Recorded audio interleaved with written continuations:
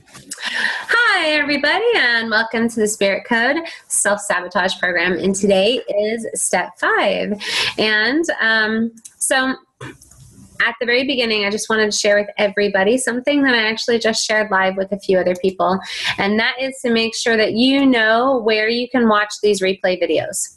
So when you're on the program and you click on the training link, and then we click on the computer will move a little bit faster. Then we click on the videos link.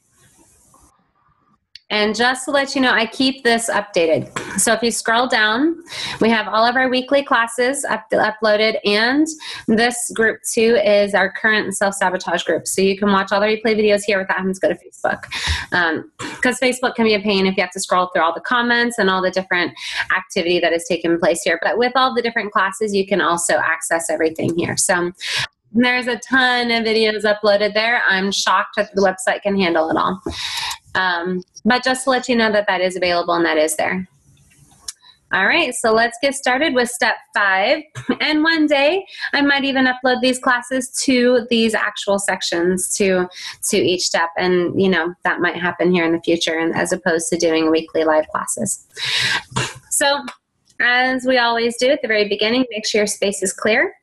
And if you're watching this as a replay, of course, pause and do the self-destructive tools and the mind subconscious suggestions. But if you're watching it right now with us, did I flip-flop those words?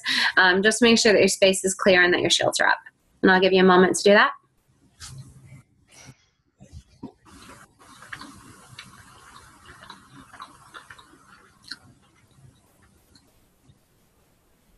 Okay, so I love these stories. I'm always looking forward to the step so I can tell these stories. It's some of like my favorite stories. Okay, I can go a little overboard too, so I will try my darndest to not go crazy.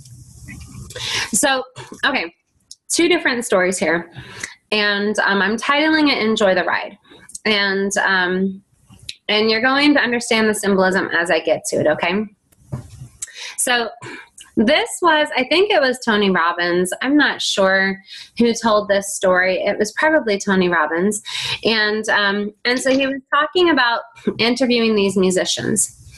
And he asked them how they feel before a performance. And he said, how do you get yourself revved up? What are the emotions inside your body? How do you feel? All that stuff. And what was really cool was the way that these 2 men answered. And we're talking musicians that have been performing for well over 10 or 20 years.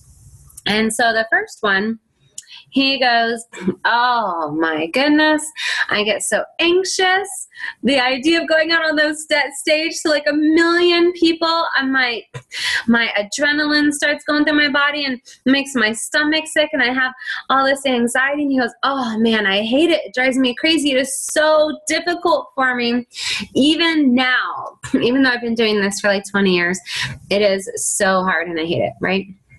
And so he asked this other musician roughly about the same experience when it comes to being on stage. And he asked them the exact same question. And that musician goes, "I love it. I get this feeling inside. I get all this adrenaline pumping through my body. I get this knot in my stomach." And he goes, "And I use that to propel me on stage." And so here's what's so exciting, that both men feel the same thing. It has everything to do with whether or not they resist it or they embrace it. So the second guy embraced that feeling and he used it to make himself better. And the first guy resisted it. Like, "Oh, I hate that feeling. Yuck." So what we're going to talk about in a better example in just a moment is how your attitude and your perspective can define your reality. Okay? So, seriously, this statement right here is what I would have fought you on a few years back. I really thought that is just what talented people say to the rest of us, but they're just full of baloney. Like, I had so many mentors and motivational speakers and life coaches tell me that all I had to do was change myself internally and I could completely change everything that was happening around me. My entire experience and my entire reality would change. And I just totally thought that was nuts, right? So sometimes we can feel really powerless to the events that are in our life, and something can be occurring to us that we're trying to change all of the people around us. We're trying to change the external circumstances. We're trying to get this person to stop behaving this way, or this person to stop attacking us, or whatever choices they are making. We tend to go externally trying to get them to change because we don't like how their life is turning out and how that influences us. Okay. And a lot of times we care about them and we don't want to see them falling down the wrong path. So the difference between somebody who sees trials as miserable and somebody who sees the very same trial as a gift is really just by using the agency and shifting your perspective. So I'm going to give you a story, and I'm going to hide it because I don't want you to see it, because I want you to hear it from me and not reading it, because this is like my favorite story, and I'm not reading it either because this is like seriously. Okay, I'm going to stop talking it up, and I'm going to just get it. Ooh. Read. Okay. I was I'll turn the mute off. Okay, you're fine. Okay. So I had, as most of you guys know, I had a form of a brain tumor when I was like 18. It's called pseudotumor cerebri. Had it from like 16 to 19, roughly. And before I had that, because it was fluid on the brain, a lot of swelling on the brain, and no permanent damage, just some memory issues, but that's about it. So before that, I loved roller coasters. Okay. Like you would see me as one of those who just couldn't get enough roller coasters. But after that experience, and especially after childbirth, because my hormones got totally changed during childbirth, my experience on a roller coaster changed drastically. So now, for the last like 15 years, if I get on a roller coaster, I get sick. Miserably sick. We're talking vomiting, headache. I always get a sunburn when I go to a place like this because I'm pasty. I'm like, look at how white I am. And I'm a redhead. Like I go out in the sun for 10 minutes and I'm a lobster. So it's a big deal for me to go to the roller coaster park. But my daughter is totally nuts about we have a Frontier City nearby, and it's just like a normal, in town roller coaster park. So I set this up with her because I've only taken her a couple of times in her lifetime because it makes me so miserable. And she just had her heart set on going. She had been begging and begging. And so I went ahead and I set it all up. Now you have to understand it's expensive to get in. Unless you have a season pass, which is also incredibly expensive. We're talking hundreds of dollars to go to this, and then of course parking. So this takes a lot of planning for me, and to have snacks and to have water and sunblock. So we do it. We get it all set it up with her father so he can watch the boys, and me and Samantha get up early and we go to the roller coaster park for the day. And I already know what to expect. However, here's the thing. I'd been working with a mentor for a while, just a life coach type of mentor. I know that there's all different types of mentors. This is more of life coaching. And this is what he's trying to teach me, is that my perspective can change my reality. And I told him he was nuts.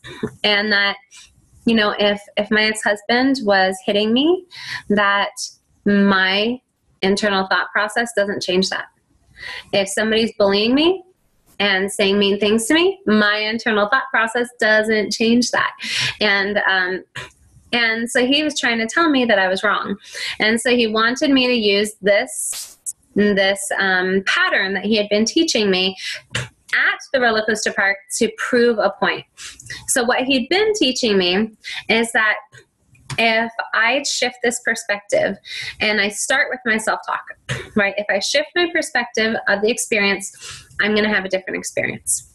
And so he was telling me, and he's actually talking to me on the phone in line at the first roller coaster. And he was telling me, he said, okay, so what is your thought pattern when you get on the roller coaster? And I said, well, I'm all excited in line, in line, I'm looking at the roller coaster and I'm like, I can't wait to get on. I'm so hot and I'm sweaty and I can't wait to get on this roller coaster. Right. And I'm just waiting for the next thing. That's what I'm thinking of. I'm thinking of being on the roller coaster and I can't wait to not be in this line anymore because the lines are killer. And so then he goes, okay, so when you're on the roller coaster, what do you think? And I'm like, well, to be honest, if I'm being completely honest with myself, I'm thinking about getting off the roller coaster. I'm thinking about how much I can't wait till this ride is over because I don't want to be there. And especially once you're up near the top, just before it, drops down over the side, that's when I get tense all over. I grab onto the handles because I'm afraid, how you get that weightless feeling just before it goes down? I'm afraid I'm going to fall out. I'm afraid if I put my arms up that my hands are going to get chopped off by a bar. I have struggled in the past. I don't struggle so much anymore with a fear of heights and claustrophobia. I can get that way, but not so much anymore, especially after I've been doing a lot of this work. And so he said to me, he goes, okay, hang on now. So if your thought pattern is, I don't want to be on this ride, I can't wait to get off, I want the ride to stop, I want to get off, I don't want to be here, and you're all anxious and you're all stressed out, he said, so why, when you were in the line, were you just thinking about getting off? And he goes, once you get off the ride, what do you think? And and I'm like, well, I'm thinking about how I can't wait to be home in the air conditioning, sitting down, watching a movie and relaxing. And he's like, then why are you here? And I said, because it's fun and my kid wanted to go. And he's like, do you understand how confusing this is to your mind? You are like creating like this battle and this internal battle saying, I want to be here. I chose to come, but I don't want to be here. I can't wait till I get home. I want to get on the roller coaster, but I want the roller coaster to stop. I want the roller coaster to go up and come back down really fast, but I don't want it to do that either because I don't like the way it feels. And I'm like, kind of getting annoyed that he's pointing this out to me. My poor mentors, I can't believe that they actually put up with me sometimes. I was really getting frustrated with him. And I was like, that's not really fair that you're pointing that out. You're acting like I'm not happy with anything that I have. And he goes, well, are you? And I'm like, oh, stop it. Get out of my head. This isn't fair. And so he told me he just wanted to challenge me. And he said, if you think I'm crazy, fine. But you're cheating yourself by not trying. And he said, just try. When you get on that roller coaster, change your self-talk. And I've already been studying self-talk. I get it, that it's the thought pattern in your head. And if I'm sitting on the roller coaster saying, I want to get off, oh, I wish I was in my bed, I wish I was at home, I wish I was on the couch, I wish I was doing pretty much anything else than being here. Why do I have to be here? I don't want to be on this roller coaster. I don't want it to go down. And he pointed out, if it didn't go down, what would you do? And I'm like, probably want my money back from the roller coaster park because the rides didn't work. And he's like, do you understand how critical it is to align your thought pattern with your desires? And he said, are you at the roller coaster park? I'm like, yeah. And he goes, did you choose to go there or did somebody force you? I'm like, well, I chose. And he's like, then you're in the exact place that you chose to be. You are creating the reality that you wanted to live. So why not be in the moment, first of all? Focus on actually being on the roller coaster. When you're on the roller coaster, don't think about being home because you're going to really create a misalignment in this thought pattern being between your conscious mind and your subconscious mind, where you are going to mentally be somewhere else, but your body's going to be on the roller coaster, and it's going to create a different result for you. And he said, be there. Be on the roller coaster and experience what it feels like. And he said, but I want you to shift your thought pattern so that you are just like the two musicians, right? Where one musician was resisting it and saying, I hate how it feels. And the other one's like, I love it. I use that feeling to propel me on stage. And I was like, okay, so if we shift our thought pattern, and I'm on this roller coaster and I'm thinking, well, I chose to be here. I want to be here. I'm having fun, and I love how this feels. And that was something I focused on. And then I did go into the whole I'm safe. and I want the roller coaster to go down. I want to be on this ride, and I want to really enjoy this. And so as I'm going up the thingy, like, it's getting more and more intense for me, because my old pattern is very much prevalent. I am struggling with this thought process. And so this is the reason why I tell you this story, is that putting this to use, like actually incorporating everything that I've been teaching you, is very difficult. It's one thing to talk about it. It's another thing to incorporate it. Because if you're trying to incorporate your self-talk in the middle of conflict, it can be really stinking hard if you're not practicing these changes when life is normal. So when life is normal, like if you're cooking and you really want to be sitting on the couch, focus on what you're doing to fully experience what you're doing. And this is how we're going to be able to, my co-teacher primary just canceled. Darn. And my husband's out of town. I'm in charge of 10 6-year-olds alone. Okay, I'm not going to focus on that. I'm here in class with you. Okay. So he makes, like, this makes perfect sense, right? I mean, this seems so simple, so obvious. Like, seriously, why am I paying a mentor to teach me this?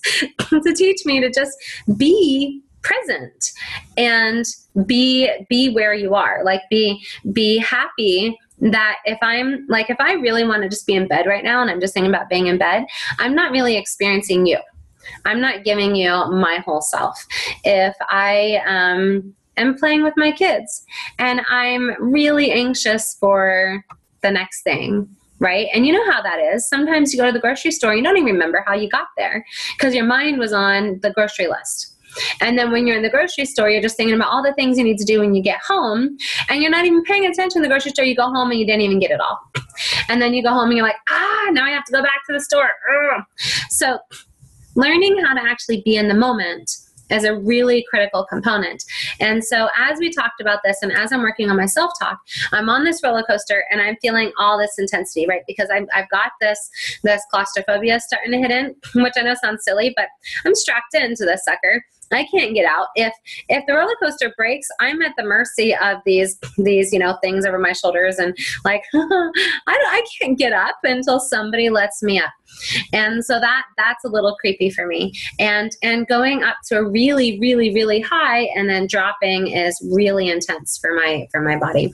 So I am getting really anxious as we're doing this. And so I'm focusing as hard as I can. I'm putting my all into, I want to be here. I'm safe.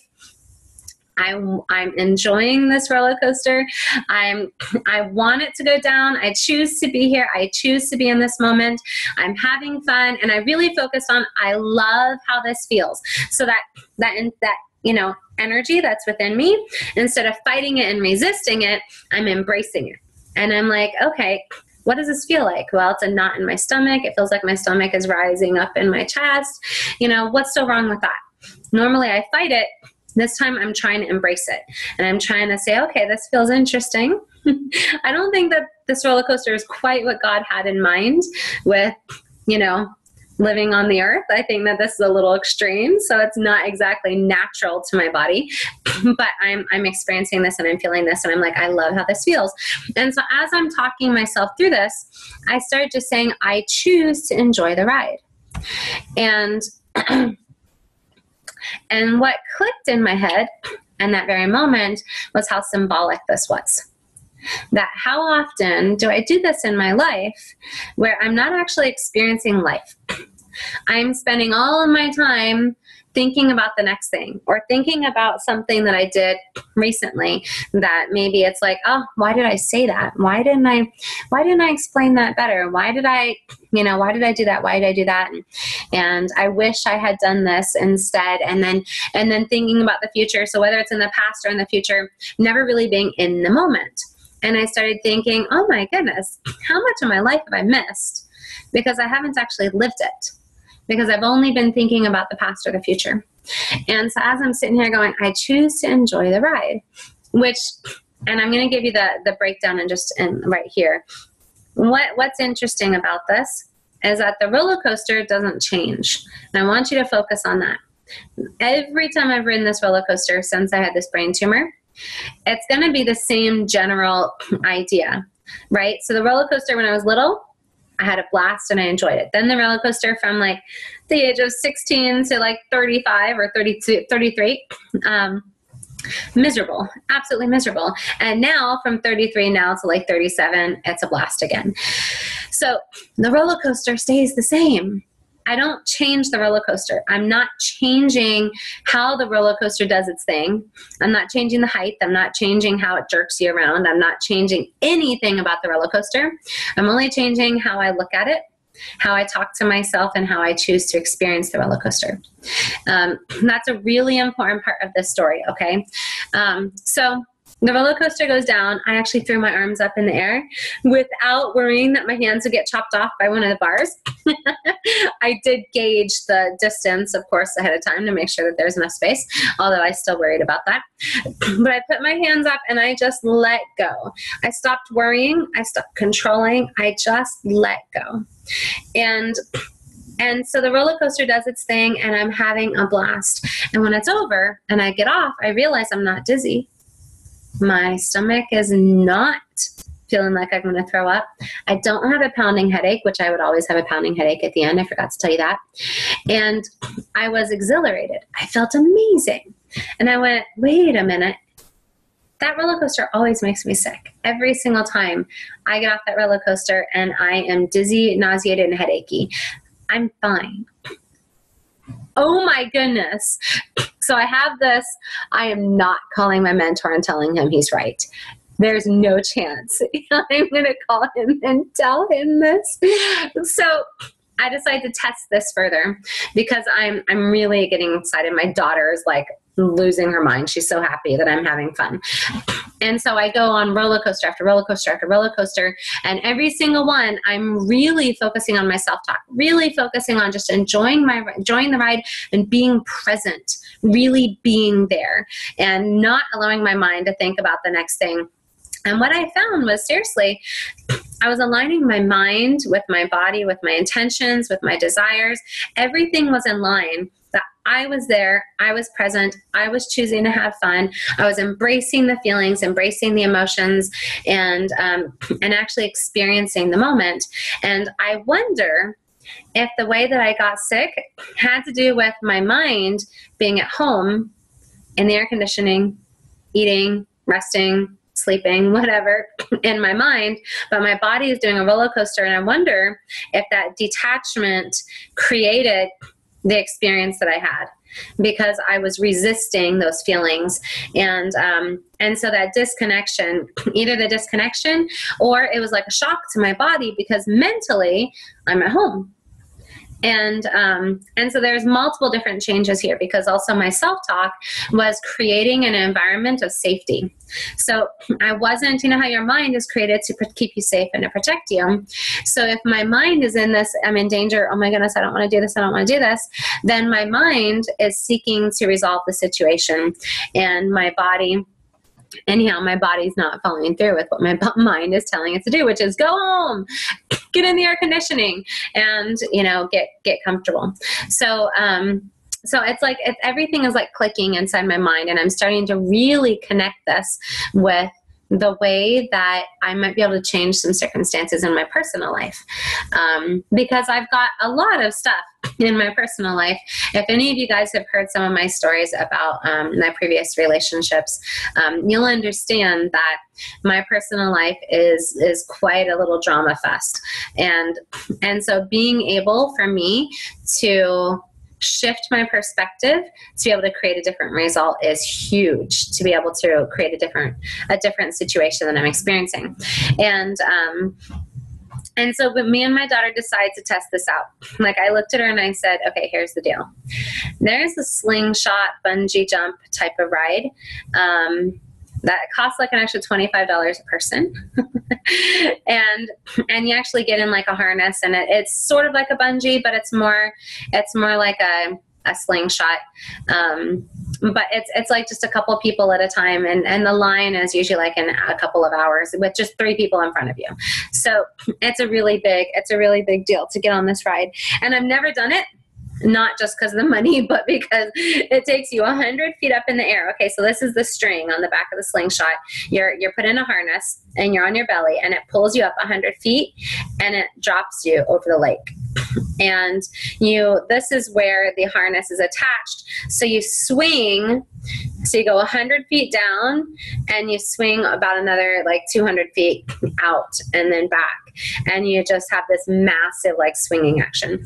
And so there's no jolt like, if you do a bungee jump or something. And so I turned to my daughter and I was like, you want to test out this fear of heights that I've had for like my whole entire life, and see if I can really use these coaching steps to handle like the biggest fear of my life. And I said, maybe I'll actually be able to, go jump out of an airplane one day, skydiving. And my daughter would love that. Like, that's one of her ultimate goals when she hits 18. She wants to go skydiving. So we do this, right? My daughter and I get on this ride and they pull us up 100 feet, and I'm like looking straight down and I'm going, I don't think the roller coasters went up this high. I don't think any of them, they probably did, but it's a little different when you feel this vulnerable without having this frame around me. And so I pull the cord, and believe me, it took me a little while. Like, the guy from the bottom thought there was something broken and almost pulled us down. And I'm like screaming, I'm doing my self-talk. And so I pulled the ripcord and I was ready. And I had the ride of my life. Still looking back at it, it makes me a little anxious, but seriously, the most exhilarating experience of my entire life. And this is something that I never, ever in a billion years thought that I'd be able to do. So this is why I'm telling you this story. I'm telling you this story, as I've kind of wrapped it up, is to teach you how critical your self-talk is to create a different reality. And so once again, you're not changing the circumstances around you. You're not changing the other people. You're not changing what they do, what they choose, how they're influencing you. You're not changing any of that. You're just changing your internal self-talk. Like, I wasn't fighting it. I didn't get up and walk away and leave the ride. Like, let's say that the ride is your trial, okay? And so lots of trials are going to come your way. And this isn't about walking away. This is about creating a different result. And I did not throw up. I did not get sick. I don't even remember if I got sunburned or not. Probably, because I can't quite change that. But everything was influenced simply by the way that I changed my own perspective. And so this is what we're going to talk about a lot today. Let me get back to the screen share. Okay. So I would love for you guys, and the whole story is just kind of in here. And if you guys want to use this story at any time when you are talking to somebody, please get really comfortable and familiar with it. But also, you could do it in your own life. You could take the opportunity to see something in particular and see if you can change the result. Like, I really like doing it in high conflict situations. So that I can really put it to the test. And I found that, like, in high conflict situations, that my self-talk typically takes me to a place of feeling unloved, rejected, unworthy, and I'm like, my perspective of what the other person says is not typically in line with reality of what they mean. So I would love for you guys to start practicing this. Practice this when it's easy, so that, let's say, World War III starts next year, that you're going to be able to see everything that's going on around you and be able to have a different perspective. That it's going to be, oh my goodness, the Savior is going to return soon.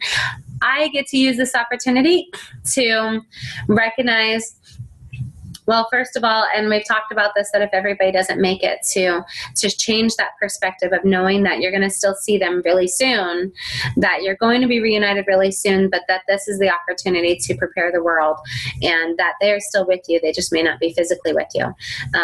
So if you shift this perspective to everything that's going on around you, and instead of thinking, oh my goodness, the world is falling apart, think about it as an opportunity to love, to serve, to really spread the light of Christ in the world around you. And so the more and more that we're able to focus on that service, and the more that we're able to focus on the light of Christ, because the darkness is going to intensify, that is when our trial is going to really begin.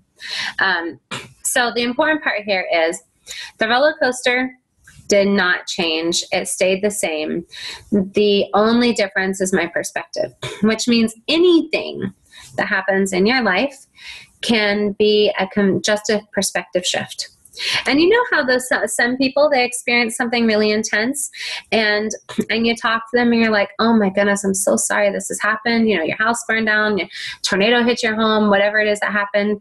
And they turn to you and they start to cry and they go, you know what? I am so blessed. What an opportunity I had with that trial. My family survived, and we learned what is really important. And then you talk to other people, same tornado, same fire, whatever, and they're like, why did God do this to us? This isn't fair. I lost all of my stuff. And so here it is, same experience, different perspective. So it's a different result. And the person who feels cheated, who feels taken advantage of, they're going to pull away from God, and they're going to have some serious depression that is going on. So, okay. Wrapping this up, I've explained this so good in the past, and others I feel like I didn't quite get it as good today, but that's okay. It's all good.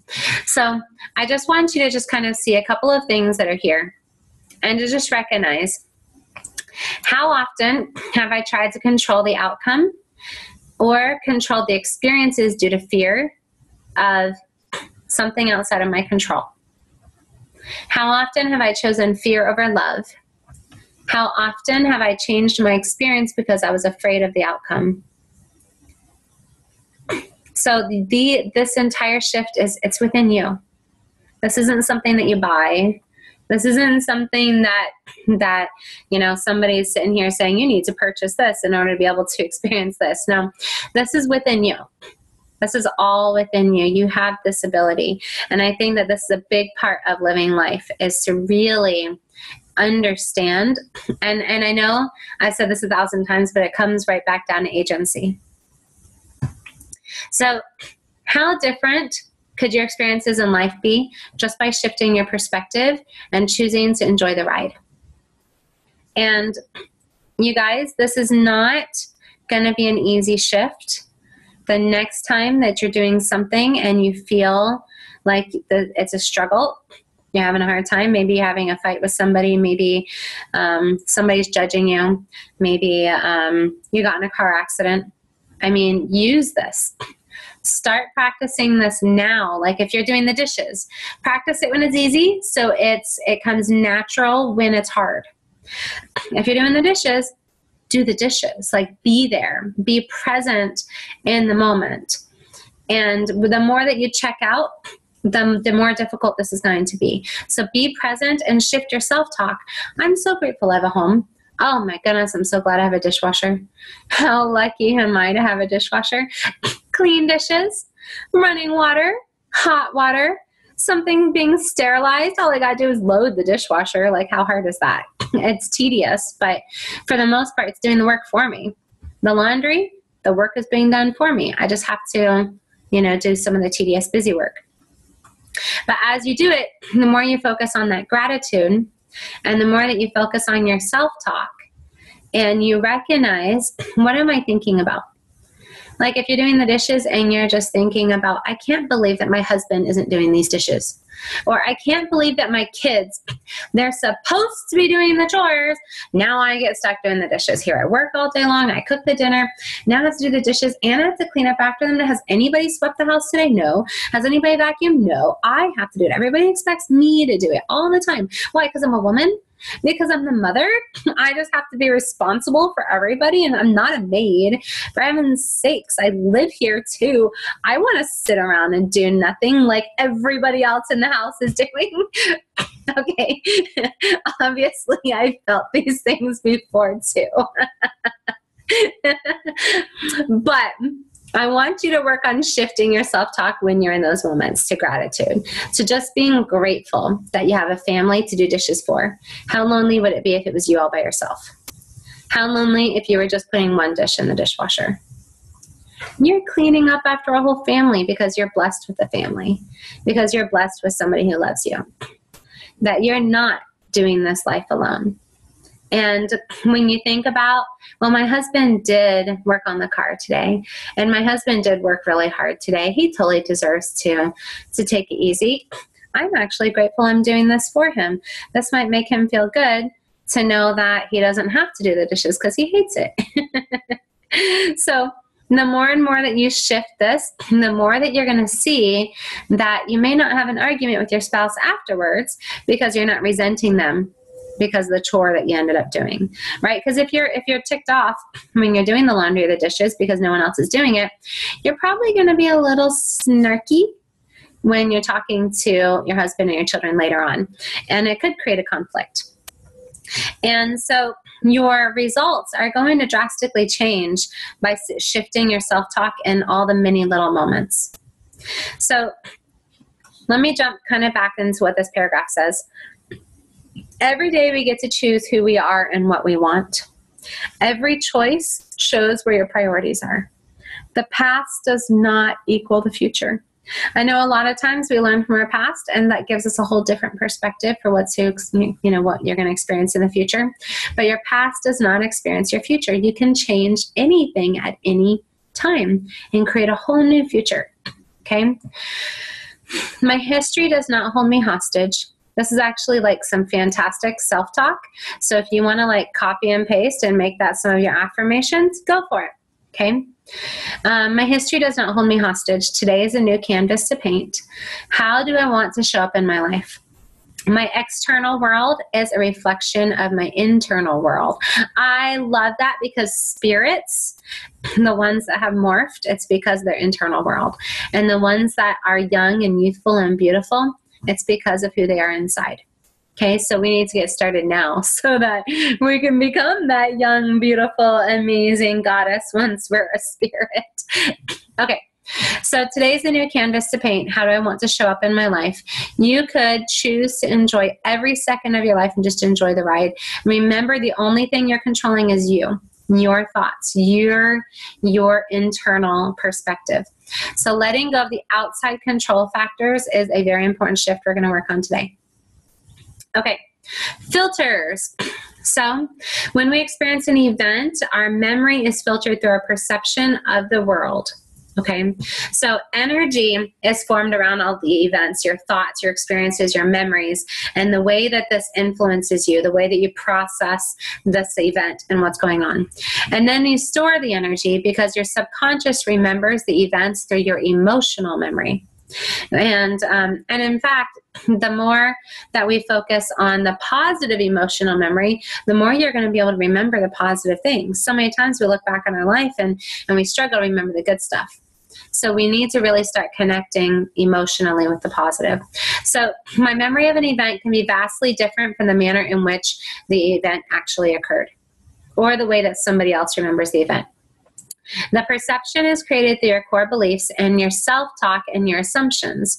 Most likely, we think we misunderstood an event or another person. Therefore, there's always a chance that our emotional memory is not 100% accurate, right? Because a lot of times when you look at an event, you're looking at it through your perspective and your eyes and your understanding of the world.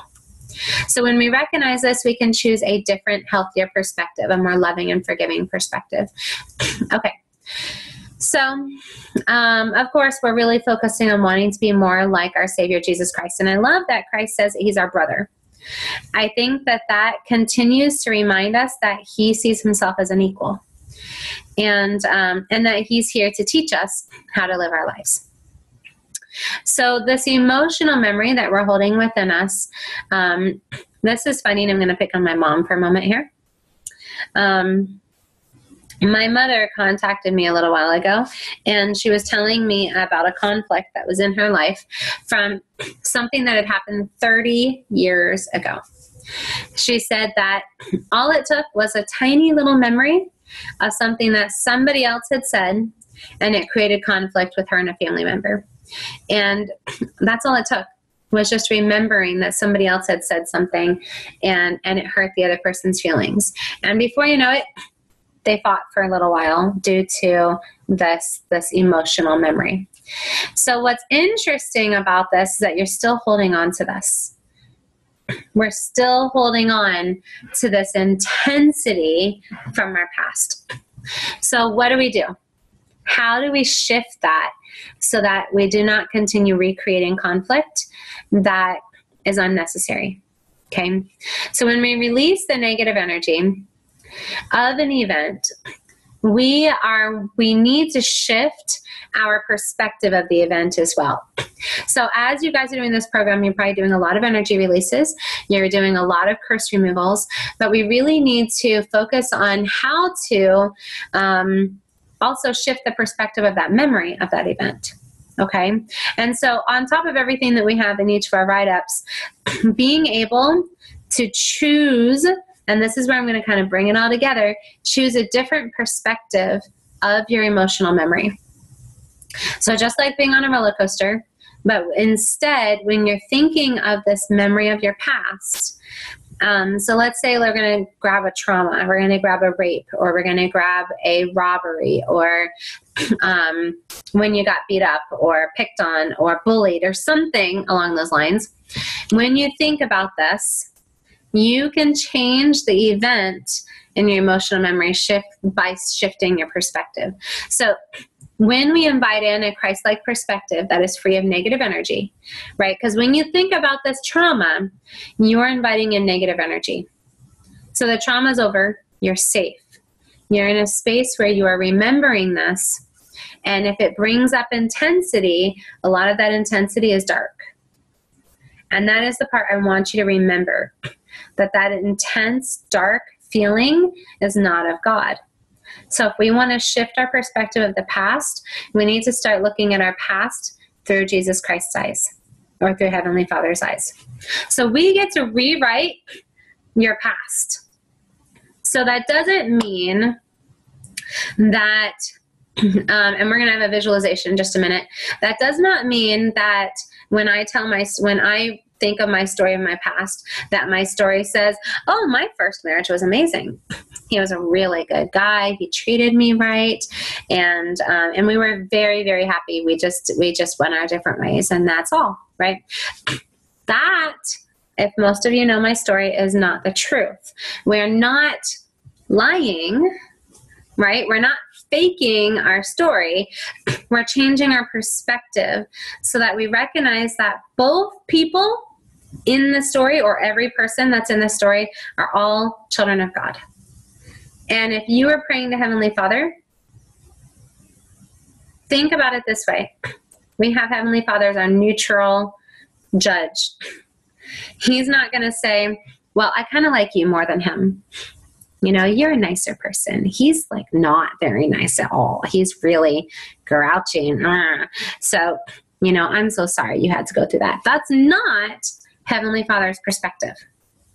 So think about it this way. Whenever two little kids come to you and they're fighting, and one goes, he did this, and she goes, but he did that, and they're like, he kicked me, well, she pushed me, and that's how they say it, right? Because they gotta have the whine to it. They can't say it in a you know, happy or normal tone voice. It's gonna have the whine because they're upset and they're complaining.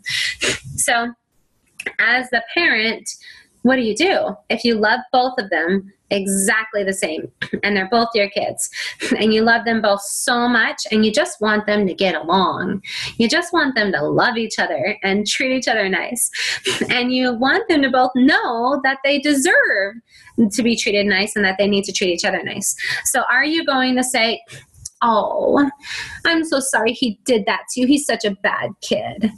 You're not going to say that to your own children. Instead, you're going to change the perspective. You're going to be like, okay, what really happened? What did you do? What did you do? Okay, so you took his toy and he kicked you. So you pushed him, and then he pulled your hair. And so you're coming and whining to me that he pulled your hair. Okay, so let's change this here, and let's both find a better way to share and to get along, and how to use nice touches. And so Heavenly Father is able to detach a little bit. He's able to see this as I love you, and I want you to get along, and I want you to experience, peace. So when I look back at my past, my story is a little bit healthier. And Helen Lehman, if you are watching, would you please mute your speakers so that any of my children that are at your house do not hear me saying this, please? Thank you. Okay. So when I tell my story, this is something that I have worked very hard to tell my story a little bit differently. So my first marriage was very abusive. I have a permanent restraining order on him for him threatening to kill me. And the abuse was really bad. And so I have worked really hard, and that is me just giving you just a little snippet of fact of what has experienced. My story used to be very much a victim story, very much he did this, he did this, he did this, he did that. Now my story has changed a whole lot. And I work really hard on telling the story in such a way that I say, my first marriage was really difficult. We were both very young when we got married. We have both learned a whole lot. We have learned a lot about parenting. We still struggle to get along with one another. We just speak a completely different language. We're on two totally different paths. And he made a lot of mistakes. And so did I. And some of his mistakes he is still struggling with. And I really hope that one day he is able to make that change. But I really do pray for him that he will know that he's loved and that he's lovable. And I really pray that the woman that he's with right now, that he does not choose violence in his relationship this time. But I've used the opportunity from the violence that I experienced, and this is where I can shift it. As opposed to talking about what he did, I can say, I experienced domestic violence. And I was the victim of physical, emotional, and sexual abuse. But you know what? It has really given me an opportunity to better myself, to be more compassionate, to be more understanding of others. It's something that has changed me. I can tell you that when I was in my 20s, my early 20s, I don't think I would have understood somebody else going through trials. I think I definitely would have taken marriage for granted. And now that I'm married to Paul, I don't know if I would have been as, let me say it the other way. I would have taken him for granted. I absolutely would have. He's a very kind, very gentle, very calm, peaceful person. And if I hadn't experienced the opposite, I wouldn't be so grateful for him. And he deserves somebody who treats him right and who sees him for what he is. And I can definitely, when I am with him, treasure every single second, because I really take every single moment as a gift from Heavenly Father, because I've experienced so much in my life that I know a true beauty and true gift and a true blessing when it comes along. So I want each of you to work on shifting your story. And I could probably go on and on for another 20 minutes, just kind of giving you different perspectives that I've come to from the abuse and and being able to explain it more as something I experienced, something I went through, something I learned from, as opposed to he did this and this and this to me. Because when you say he did that to me, you put yourself in a place of losing your power, being 100% a victim. But when you say this happened to me and I grew from it and I learned from it, it becomes just a part of your history. And it becomes something that I can actually see my ex-husband in a different manner. Even though we still have troubles, I can absolutely see him differently. And I can tell you this is as a testament, because I've gone to the soccer fields many times watching my son, and my parents have gone, and they still see him with a lot of frustration and a lot of anger about something he's done in the past. And I look at him and I just see him as, my ex-husband sitting there watching his kid playing soccer. I don't have that intensity of emotion. I don't have that negativity flaring up inside of me as I'm getting upset or defensive or remembering anything of the past. And when I recognize that those feelings are not taking me down the wrong path, it reaffirms to me that the work that I'm doing works, and it's made a huge difference in my life. But I don't know if it would have been as successful if I didn't try it in all the different avenues of my life first. Trying it at the roller coaster park, trying it when I'm doing laundry and when I'm doing dishes and going grocery shopping, and then working on it in a conflict situation with my husband, which those conflict situations are very, very, very, very, very, very, very mild. But still, whenever we do have a disagreement, being able to, I can take a step back now and I can say, okay, what happened? Is it true? Is my perspective of this experience really true? Is it really happening? Does he really feel the way that I think he feels? Or did he really intend what I think he intends? Okay, so let's do this visualization together. And I think we lost somebody. It's always so sad when you lose somebody. Hopefully they'll be able to get back on. Okay, I want everybody to close your eyes. That's you too, Paul. Okay, so there's a hurricane within you.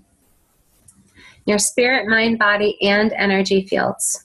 The storm is creating chaos with all of these negative energies, all these memories, all of these thoughts. Gina, we're doing a visualization. So this is a hurricane that's within you. All of this intensity, all this chaos, all of these thoughts, okay? So with all sorts of these dark experiences that have been flowing around in complete chaos, it's time to settle it down. Anything that's remaining. If you don't have any darkness within you, fantastic, you're great. But whatever is remaining that you have not released, let's take a look at this and let's calm this intense storm down.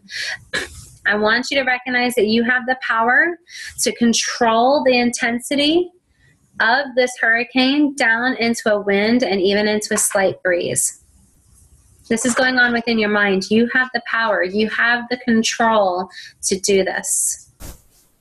These are your memories and your thoughts. You can change these results. You can begin to identify some of these negative thoughts and energies. As they have slowed down, you can kind of start to see what they are. Because in the past, maybe it has been overwhelming to you and difficult for you to understand. But as you slow it down, I want you to see, what is this? What does this look like? And watch as these memories fall to the ground.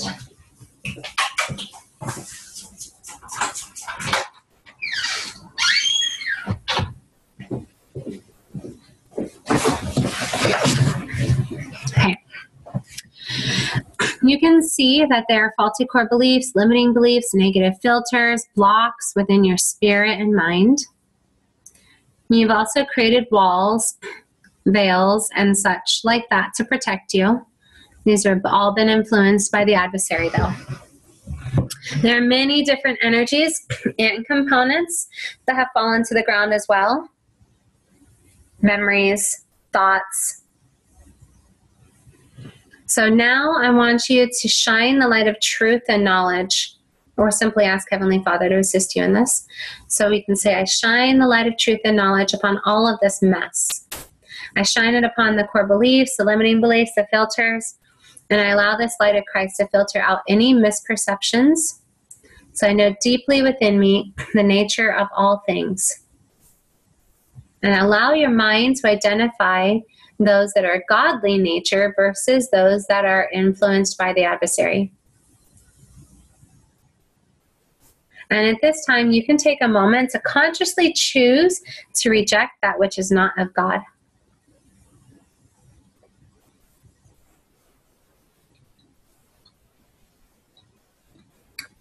As you see all this negative energy, the faulty core beliefs, the limiting beliefs, the negative filters, the blocks, the walls, the veils, the memories, the thoughts, and all other components on the ground, it starts to flow downhill as if on a mountain. And this downhill course is the loops and the thought process associated with all of this. As it flows downhill, it starts to flow into a small stream and even into a larger river. It eventually flows into a canyon full of negative energy.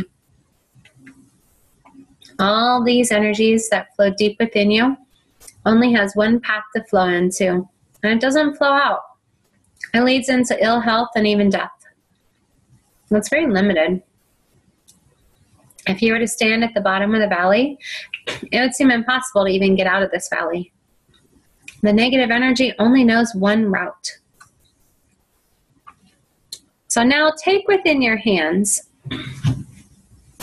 and I want you to imagine pushing this valley together. It's like the faith to move a mountain, right? Push it together and bury it all deeply within the earth. The earth is healing. Over time, it will convert all of the negative energy that is within this valley,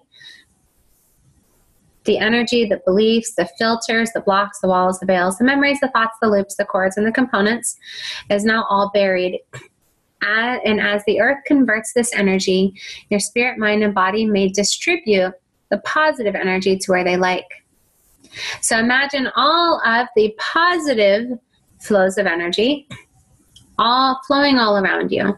So this positive energy is peace, love, confidence, stability, calm, forgiveness, wisdom, optimism, rejoicing, lots of positive energies. And invite this energy into your spirit, mind, and body, and allow this to flow into you instead. So let this positive energy rain down upon your ground, and let it start to trickle into a small stream and follow it down into a big river, and allow this to flow into a large valley. In this valley and river, it all has positive core beliefs and positive filters. So when a negative energy comes in, it is filtered right out and converted into positive energy. This valley is beautiful, lush, and filled with wildlife, fresh air, and energy to fill your soul. This isn't the only valley you have. You have innumerable valleys similar to it. The energies are not trapped, and it can easily move to any valley it desires. The valleys do not come to an end within you. Let these valleys fill your soul and flow out of you and into others. Share this positive energy with all those around you.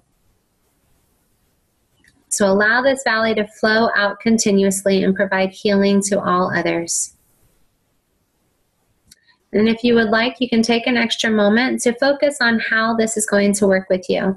That the more that experiences happen around you, the more that you are thinking about those that are around you or the memories around you, that it is going to reincorporate and reinforce all of this positive energy.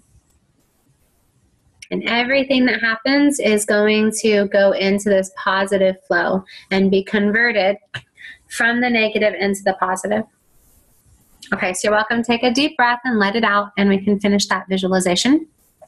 We have another one actually that is very similar to this, and I was thinking that it was the same one where we have a whole lot of different streams coming in together. It's kind of like the opposite.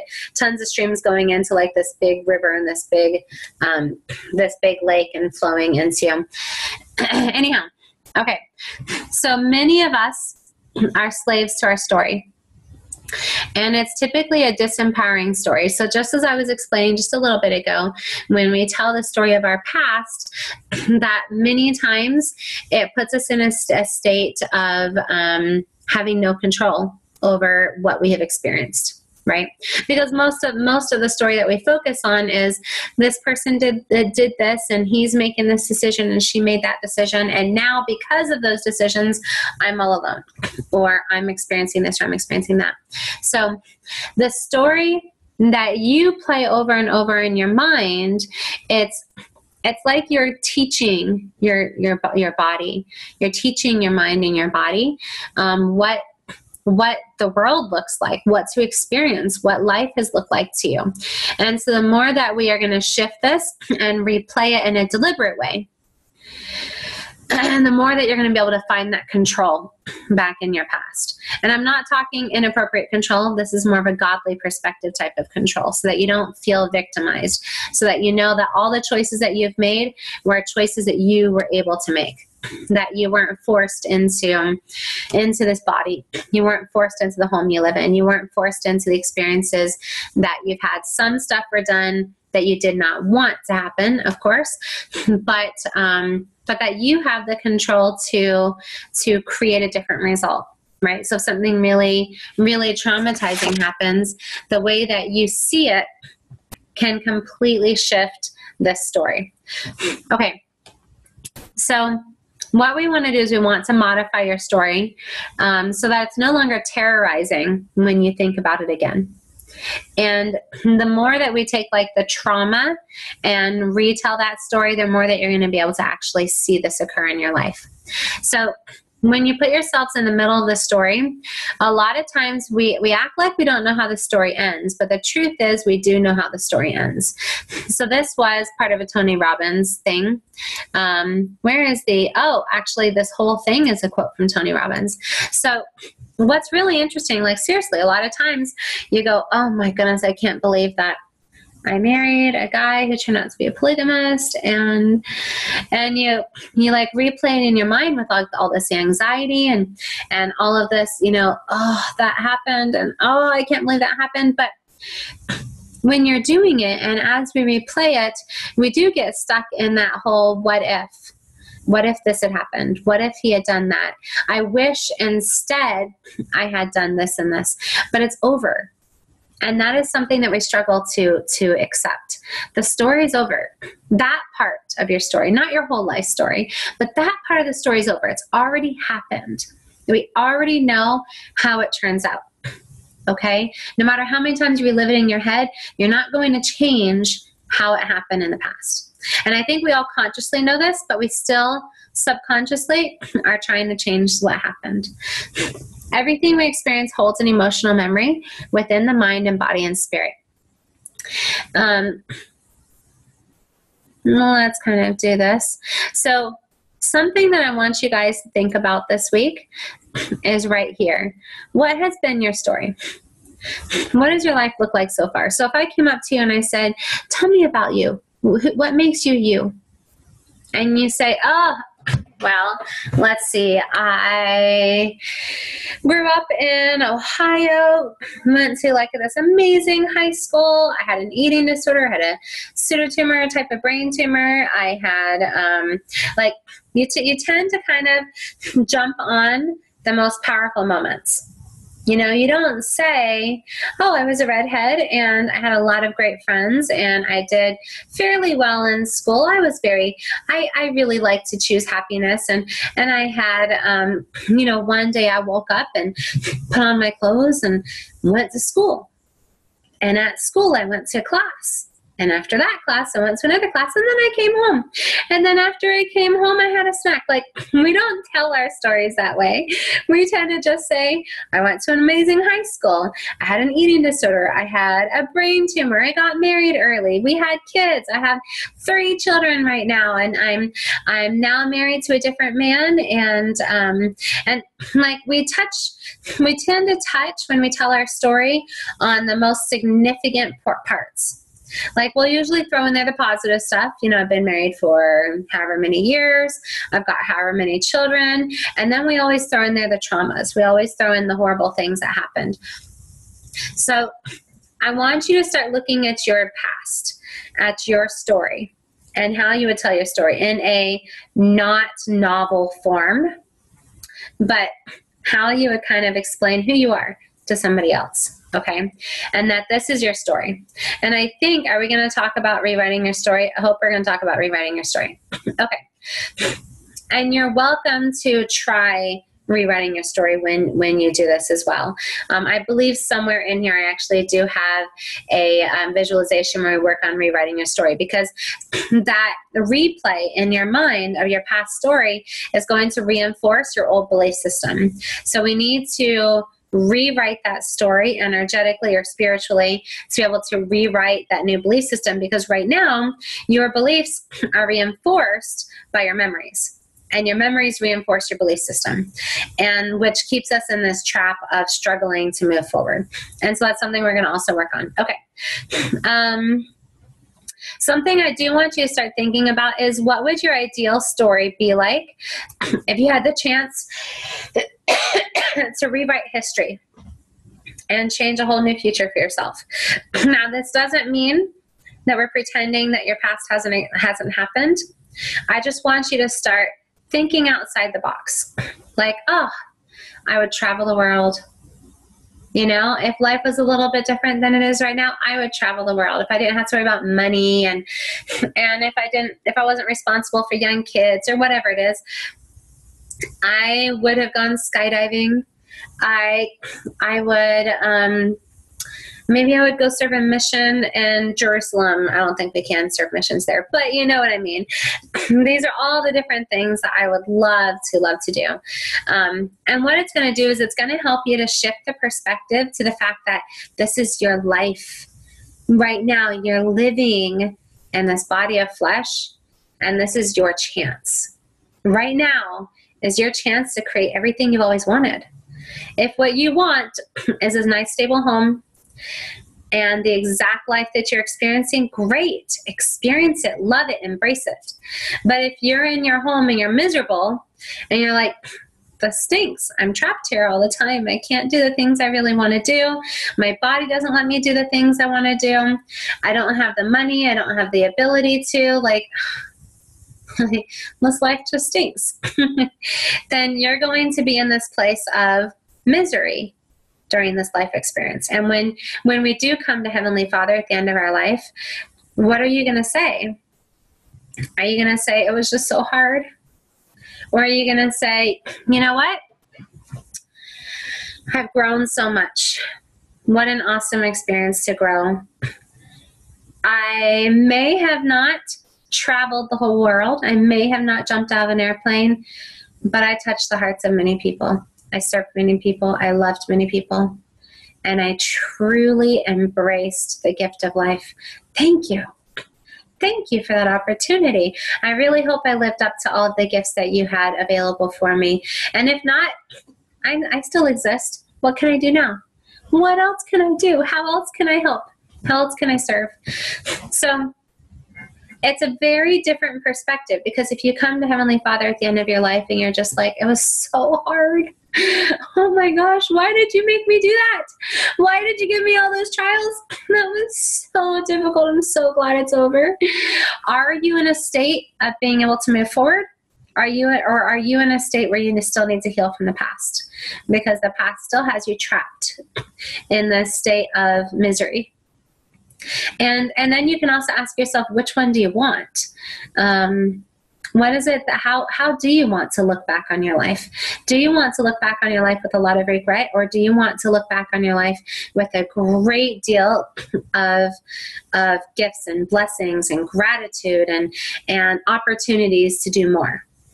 There's this one guy, this one mentor, that he always finishes all of his talks and all of his lessons with, you have one life to live, so live it big. Take advantage of what's around you, the world, the opportunities, all the people, and don't play it small. Play it big. Go as big as you want, right? He usually says do it until, like, if it makes you uncomfortable, you know you are breaking out of your comfort zones. And if it doesn't make you uncomfortable, then you're living small. And that's a hard one, right? So if you have a hard time just bearing your testimony, go up and bear your testimony until it's easy. And then if you're afraid of teaching and if you're afraid of speaking in public, do it until it's easy. And just keep going. Keep pushing yourself out of your comfort zone so that you can grow and you can move forward and progress. Okay, so each day we get to choose who we are and what we want every single day. And you know what? We talked about this in our marriage class, and one of the things we were talking about in, I think it was day 3, when we were talking about fate and destiny and true love, and was that fate and destiny gives us like this guarantee that the other person will always be there. Thinking, oh, God wants us to be together. God set us up. God told me to be there with this person. So this is my destiny.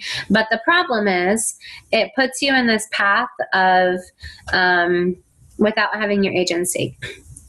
And quite frankly, the person that you live with, the people that you live with, they choose every single day to be there, to be with you, which gives us this whole new accountability for our choices, right? For the people that are in our lives, that they choose to be in our lives every single day, and that we want to live a life that people are attracted to us. It's that law of attraction, but in such a way that people want to be with you because you are living in such a way that is inspiring and that is touches their hearts. Because, you know, the life that Christ lived was inspiring. It touched our hearts. It made us feel love because the way he lived his life. And that's the type of life that we want to live. We want to live a life that is much like our Savior. So what changes do we need to make to create those results? So today is a new canvas, and this is just a little bit of inspiration here. To step into your own power and recognize it's never too late. Get started today. Don't wait till tomorrow. Think, speak, and act as if you are already living this current reality. So we want to get to the point where we are very clear of what we want. If you don't know what you want, just like the mall mapping, right? In step 1, if you don't know what you want, how are you going to find it? How are you going to reach the result if you don't even know where you're going or what you want to experience? So first we need to know what we want. We need to get really clear, and then we need to see it. Right? We need to talk about it as if it is reality. And I think I've explained this to you guys already in one of the other steps. I was so excited I couldn't hold it in. When I wrote my life vision, and that's going to be your homework today, when I wrote and I'll be teaching you about that in just a minute. When I wrote my life vision, I wrote it in such a way that it wasn't what I was experiencing, but it was what I wanted to experience. And so everything that I wrote down, it was a part of who I was. It wasn't like way outside the box, but it was very much a part of me. But I wrote it in such a way that I wrote it as if it was my current reality, right? And I wrote it twice, but one of the times that I wrote it, I was very miserable in my love life. I was very miserable in, like, I didn't have any self-love. I didn't have any self-respect. I didn't trust men. I didn't want men in my life. I was in a very miserable state. But I wrote it as if I loved my life.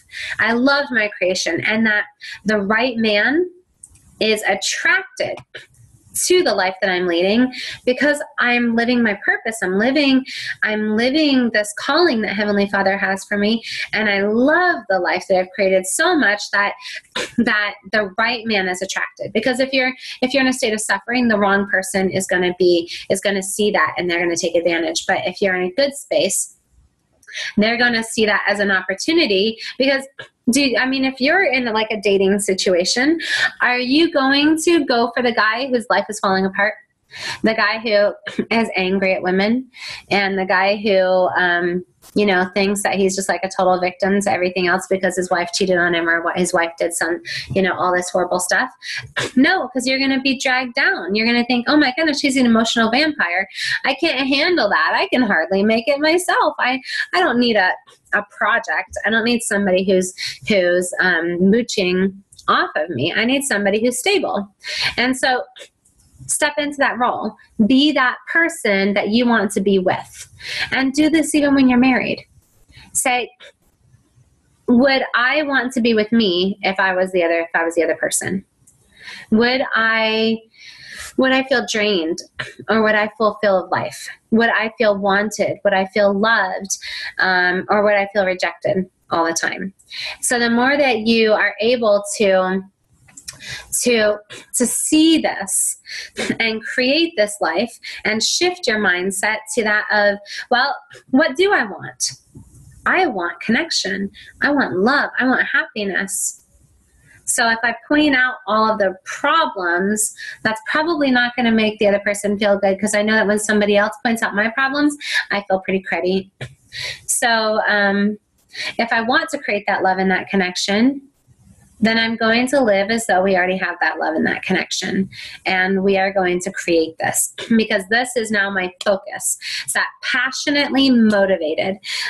Just like we were talking about in the creator dynamic, that we are passionately motivated, as opposed to focusing on the problem. We're focusing on the solution and become passionate about that solution. Okay, so as we're working on this internal blueprint, okay, you believe, let's see, your blueprint equals what you believe you deserve. Isn't that powerful?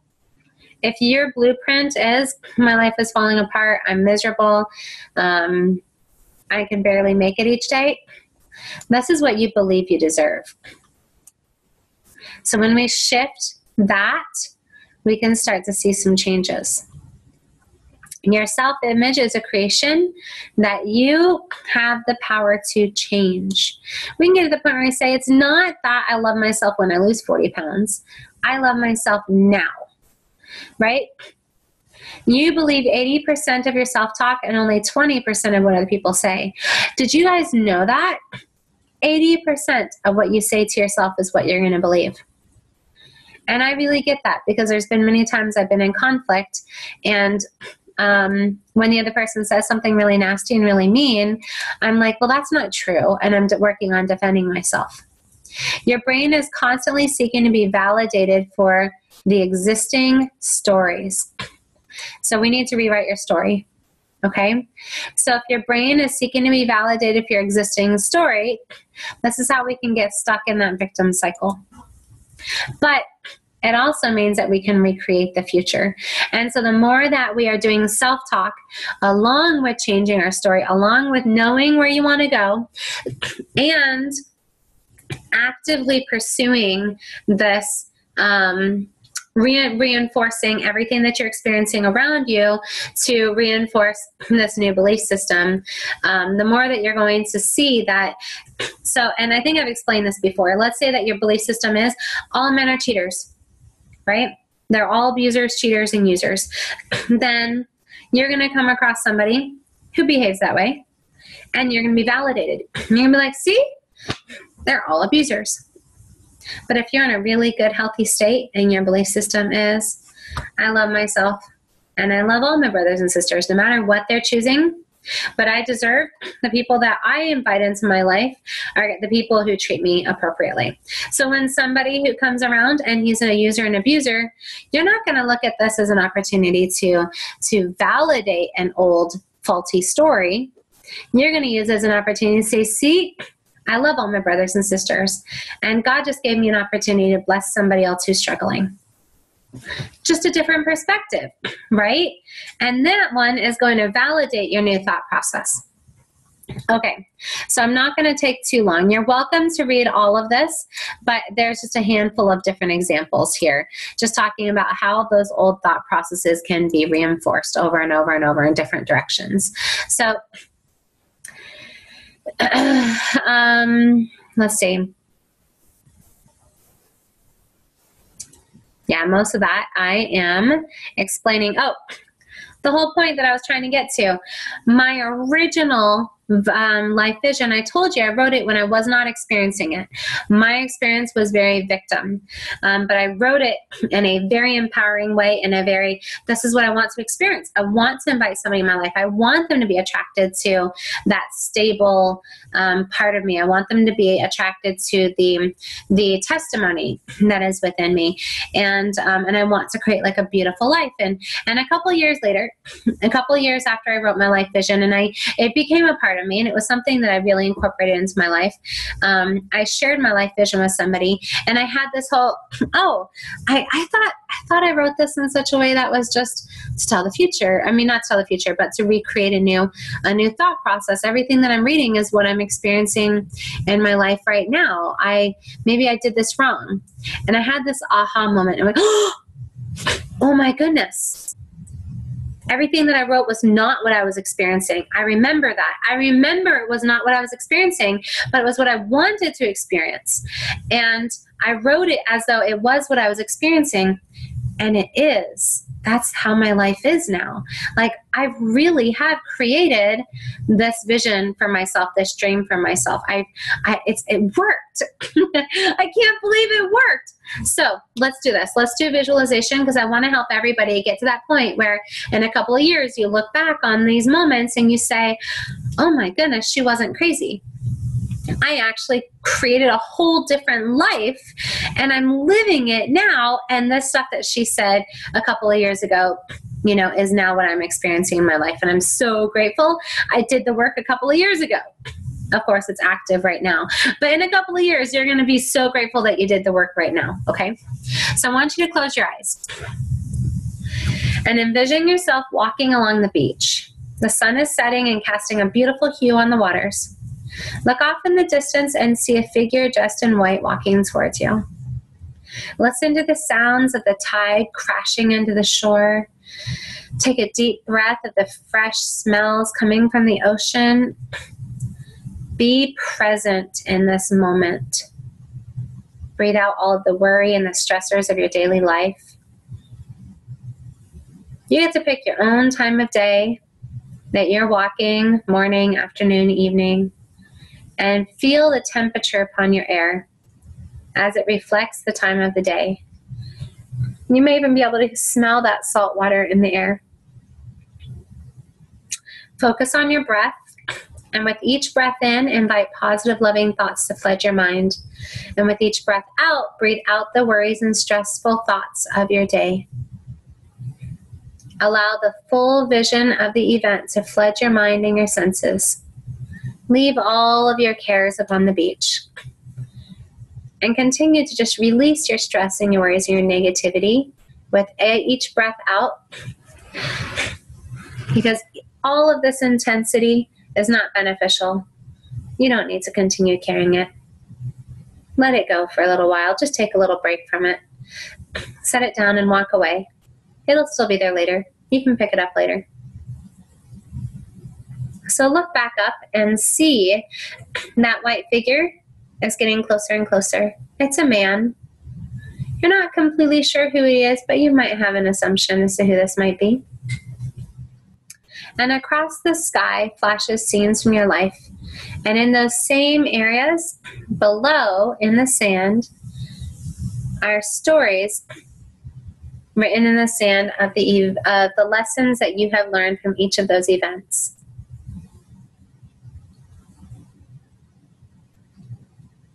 Okay.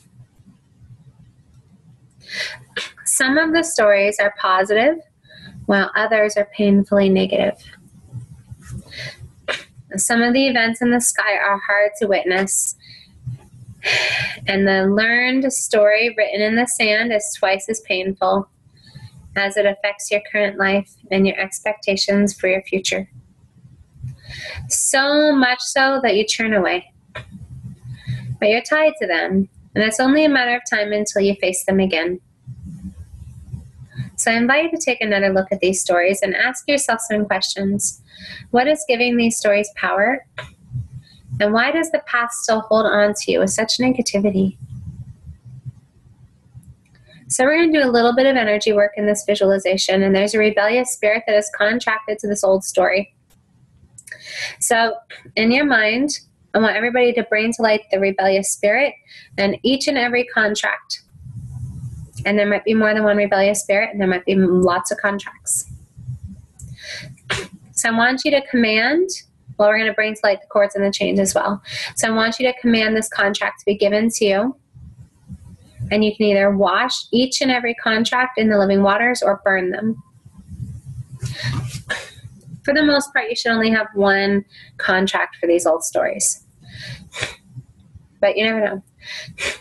So I want you to imagine, say I detach these cords and chains and I cut them with a sort of limited freedom, and we release and remove these cords and chains. And offer this rebellious spirit 3 choices. Repent to become an angel in training, depart, but if they choose to attack, we will cast them out. So at this time, if you need to cast out that rebellious spirit, please do so. You can either muscle test or go based upon how you feel.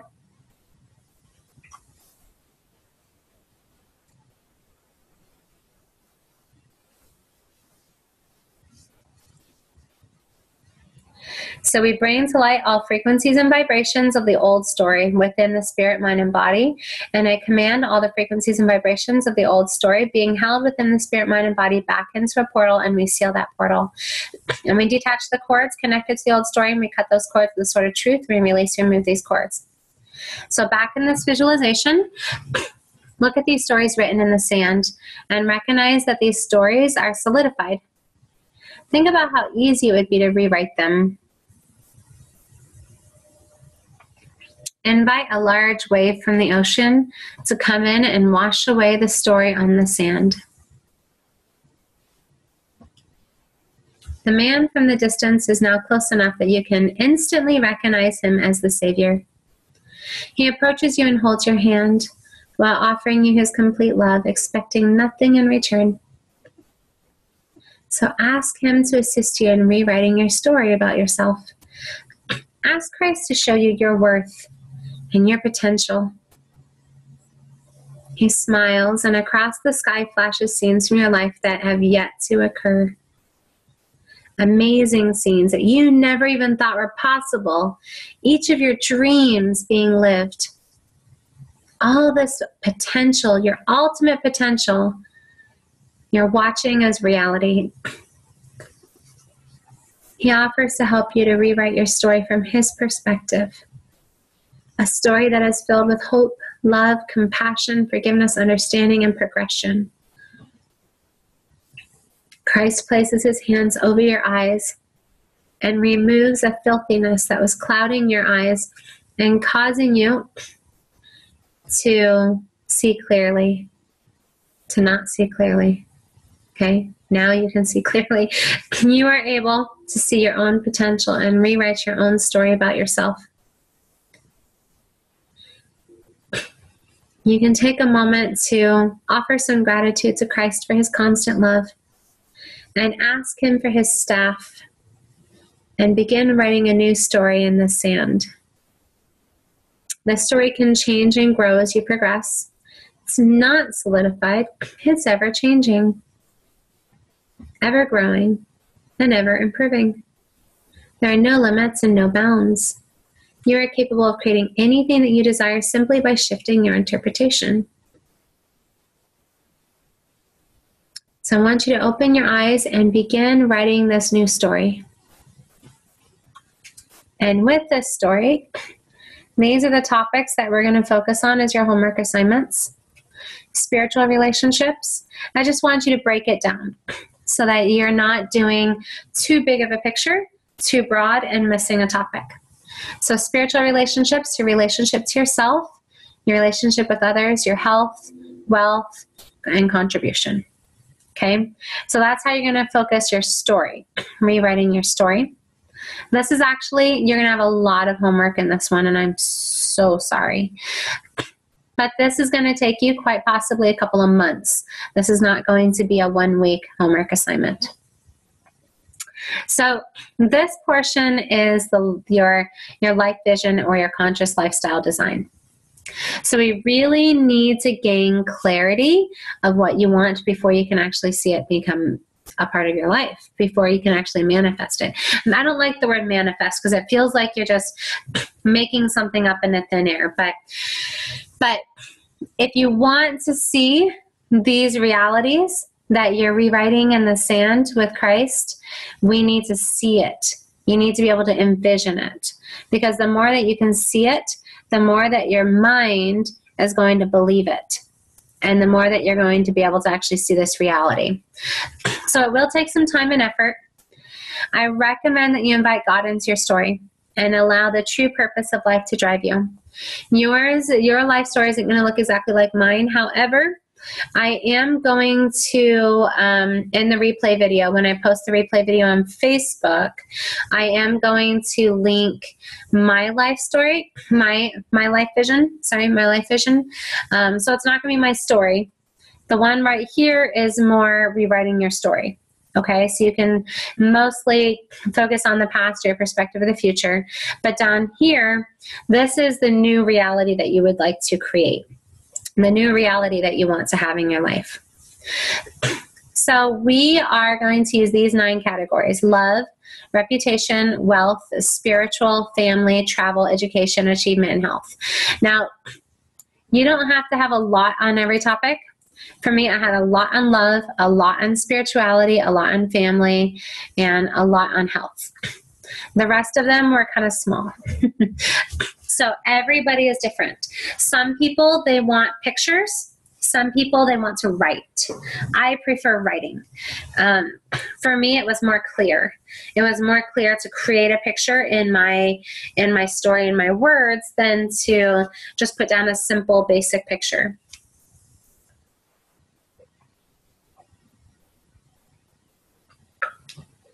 Okay, so this is going to help you to stay vision focused and passion motivated, because you need to know what you're reaching for.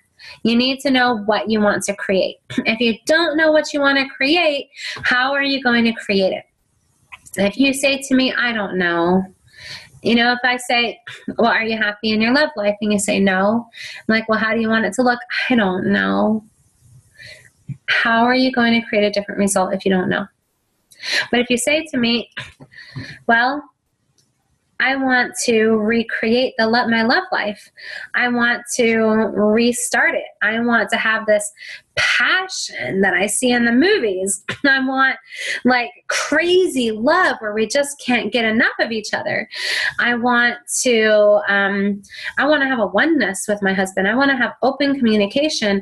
I want to know who he is right now, and I want him to know who I am right now, and I want to grow with him instead of me growing one way and him growing the other way. But if you don't know what you want, how are you going to create that? How are you going to experience that? So I want you to write these as if you're already living them. I don't want you to say, well, I wish my husband and I had a better relationship. Well, I want to find somebody who treats me right. Instead, I want you to write it as if it is your current experience. So this is where you need to really see it. So let's say I'm still single, because when I wrote mine, the one that I wrote that you're going to get to read, I was still single. I was not married to Paul. However, if I read it now, I can say to you that that is my current life. Now, I've had to rewrite mine a couple of different times because I keep reaching my goal, and I need to keep pushing myself to the next step. And I love that. Isn't that the most exciting thing you've ever heard? Like, I have gone like 33, 35 years, whatever, not really progressing very far. And doing this has been humongous for me. So I was able to write my first life vision, and I reached all those goals. And so I revamped it, which is the one that you guys are going to see now because I edited it. The old one isn't there anymore. I re-edited it. And that was still about a year before I met Paul, before I created a oneness, before we started this business, before we did any of this. And I'm now experiencing everything that I have in that life vision. And I need to rewrite it in such a way that I'm pushing myself again out of my comfort zone to create the next step. Okay? And that's what I recommend, is that as soon as you reach that goal, revamp it. Go back over and say, well, what else can I do? What else is possible? What else would I like to experience in my life? And push yourself just a little bit more. So when you write it, like I wrote it when I was single, and I wrote it in such a way of saying, I choose this, I choose that. This is the way I'm going to have my life. And I'll show it to you at the very end. And then, like I said, I'll link it so you can get an idea. So I did copy and paste in here a small part of my life vision. Okay. And like I said, I was newly divorced. I was sad. I was lonely. I was overwhelmed. And the weight of the world was on my shoulders and heavy to carry. And to tell you the truth, I had been cut down so much by my ex-husband. Living was hard. Living was really hard for me. Being happy, decorating, feeling fulfilled, just life was hard. It wasn't that I wanted to die, but I didn't really want to live. So this was a really big deal. So this life vision is a compilation of what I want out of life. Victimhood is a result. I'm just going to read to you this first paragraph, okay? Victimhood is a result of wandering around through life, lost in an array of confusion, never finding happiness. When I know where I'm going, what I want out of life, and where I currently am, and how to get to my destination, then I'm going to be capable of living mindfully in the present. I am completely content in the moment and living as a conscious creator of the life that I choose to live. So when we break down our beliefs and dreams and desires for ourselves into 9 categories, we can explore and consciously grow in the right direction. The following categories are my personal belief system and an explanation of where I choose to put forth my energy and what I want out of life. This list is always changing, and I am writing this proactively, so even if there's a category I struggle with, it is written in a way that I am not setting myself up to fail. I will succeed as I have already have in so many ways. So once again, do not set yourself up to fail in this life vision. Set yourself up to succeed. So don't say in here, let's say that your body is struggling. Sorry. And you know that you are not going to ever jump out of an airplane. Don't write, I jump out of airplanes on a regular basis. Like, if that's not something that you want, if that's not something that fulfills you, if that's not something that's going to bring you great joy, don't write it. Don't write up something and then say, see, I can't do it. And we're not going to write something in such a way that it says, my husband is going to, I want you to take account, I want you to take, jump into this creator dynamic where we're not changing anybody else. You can say, my husband is attracted to my new lifestyle. My husband responds positively to the way in which I love myself and the way in which I treat him better. But don't say, my husband wakes up every single morning and makes me eggs and pancakes. And then when he doesn't, be like, see, he didn't do it. So we are not forcing somebody else. However, we are going to influence other people. So you can absolutely say that, I have bought something really attractive, and I'm sorry, you're not going to write that in your life vision, but you can do something to make you feel attractive and treat your spouse differently and use that to reaffirm this new dynamic or this new relationship. But really what you're going to do is you're going to focus more on something very similar to what I have written in here. And this is actually really motivating. So scriptures tell us to love ourselves. And I almost have to just read what I have because my explanation of just putting on something nice really didn't do it for me. So how can I truly love somebody else until I love myself? How can I allow somebody to love me if I don't believe that I deserve to be loved? My love tank is full. Now remember, at this time, my love tank was empty. Okay? My love tank is full. And when I love myself and I'm filled with God's love,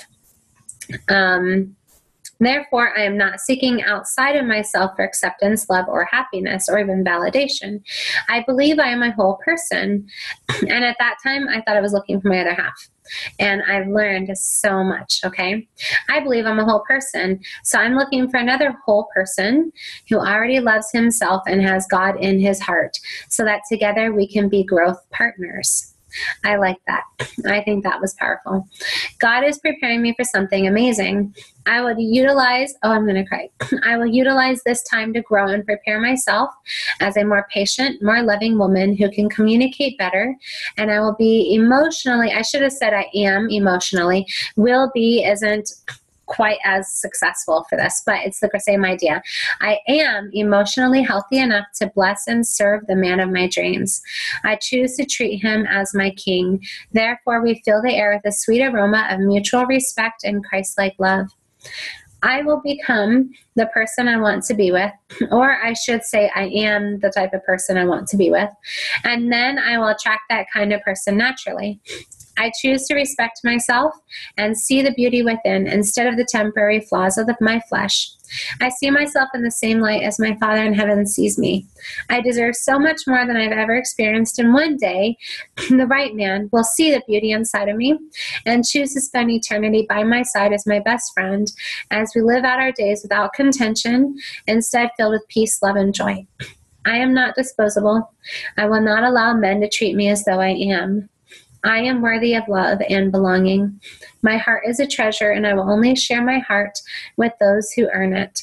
I am beautiful inside and out. I will only allow men in my life who treat me like the Queen Heavenly Father created me to be. I love myself. And then just a little, be the goddess you, this was a quote that I put up on my wall. Be the goddess you were destined to become, and be worthy of the righteous man you seek. So here's your assignments, and then I'm going to show you my life vision, and then I'll link it as well. So do some more dark energy releases. Continue working on your grid, your to-do list. And always just test to see what's the most critical thing for you to work through at this time. So monitor your specific needs. I highly recommend that you have an initial consult form done on yourself, and that you are keeping it up to date, that you are putting done next to each thing that you complete. And I hope everybody knows what I'm referring to when you go to the appointment forms on the main page, that we have the initial consult form, and you have the downloadable version that you can do for yourself, that you go through, fill the whole thing out, and keep up on it. Write down, that way you're keeping record of what all you've done on yourself and what else still needs to be done. Okay. So monitor any needs for a compound and continue working on any of the treatments that you're in the middle of. So the homework. We have the information that we just went over. Write your life vision. Let me give you a little arrow here so you can see what I'm doing. The annotate takes me a moment. Okay, never mind. It's not going to give me the option. Here we go. Sorry about that. So write your life vision, okay? And this is, once again, your mole mapping. We need to know what you want out of life. You need to know what you want out of life, okay? You have a whole existence coming to you still in the spirit world. Right now, this is your only chance to have a body of flesh. What do you want? What would you like to create? Write it down. And then work on your new story so that it can align with your new vision for your life. So we need to line these two up. It's very important that your perspective of your story is going to reinforce this new life vision. So when we put together your story, I recommend that you're writing this story in with the one that we had written up a little bit ago, that we were just talking about, when you're writing the story in the sand. And that the story that you put together is a story that you're writing with Heavenly Father in the sand.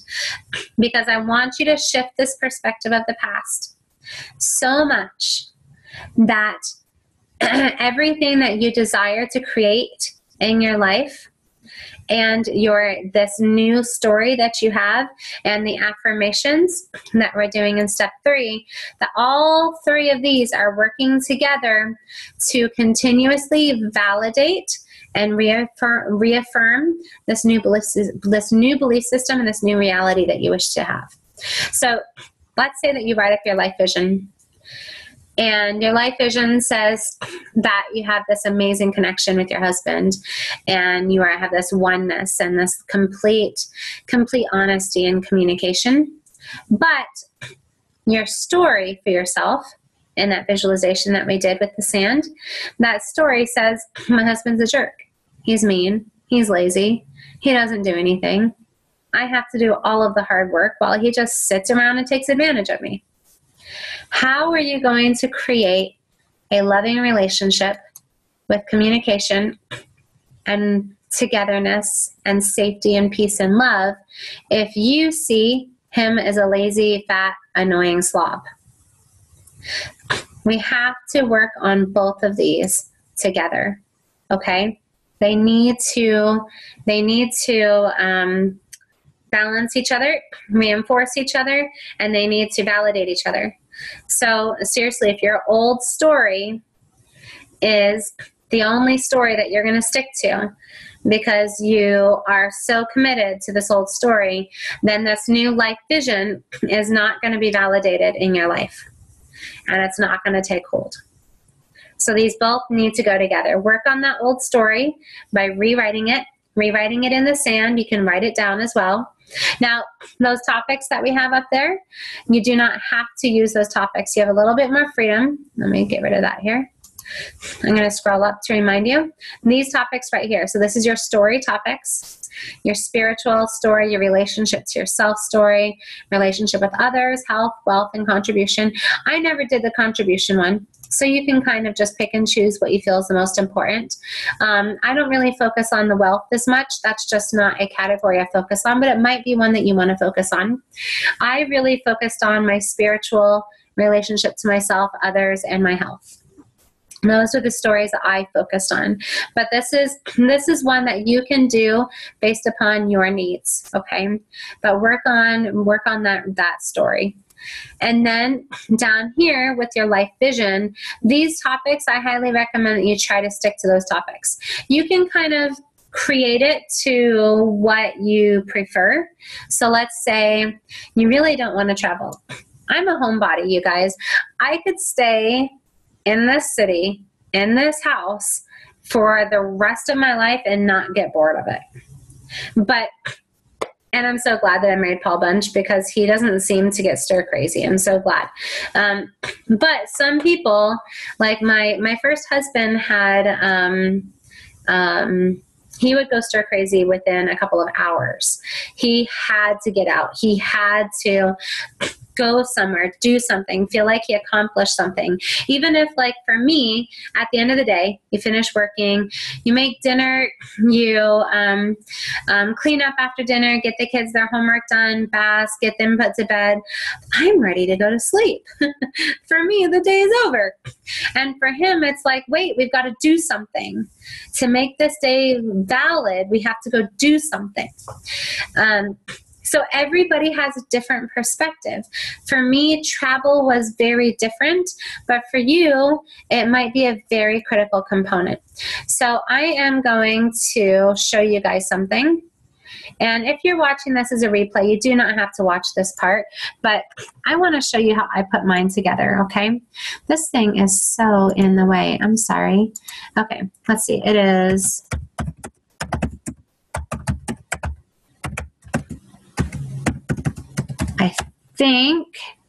I think this is the website, but I'm going to need to go down to, I have one that was kind of like in the works. This is the one I put together with me and Paul. And let me come down to the one that I'm actually going to link to you guys. Okay, here it is.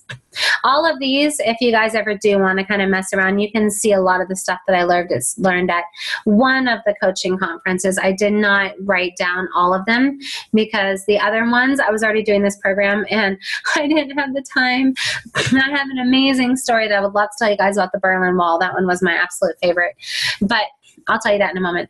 So this one is the one that I'm going to link. And I think I can actually click on just this one. Yeah. And so I'm going to link just this one for you. So I included just my love vision. And I did put pictures because I wanted to see it. I wanted to be able to visualize how I want it to look. Because in my life, love did not look peaceful. It did not look inviting. It did not look sacred.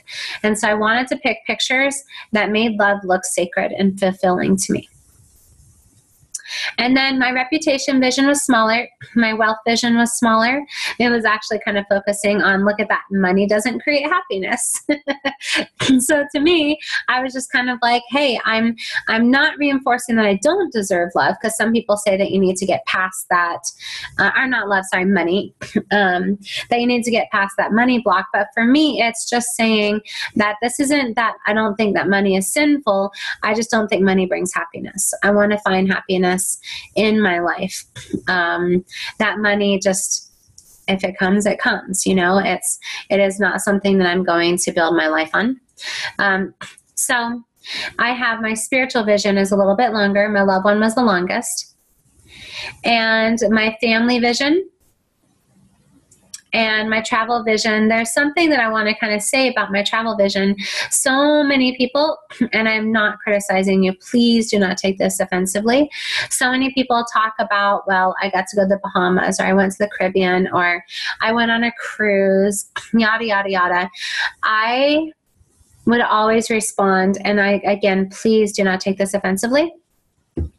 I typically respond to the cruise thing as saying, how much money did somebody spend building that ship, taking you on that cruise? How much money do you waste on that cruise when there are children starving to death? Look at that. Look at those poor children. If I could go to Africa and go serve somebody, that would be 100 zillion times more fulfilling to me than sitting on a ship, a cruise ship, stuffed like sardines, you know, on the ocean, which of course I'm sure it would be nice. I'm sure it'd be beautiful. I've never gone. I don't want to ever go on a cruise. It's never been a goal of mine. For me, I would rather be in the Peace Corps and help. And it's making me cry. See, I am very committed to my life vision. These are things that I am fulfilled with. When you write your life vision, don't write something that is bogus. Like, oh, well, I would enjoy doing this, and I would enjoy going there, and this would be fun, and I'm sure I would like that, yada, yada, yada.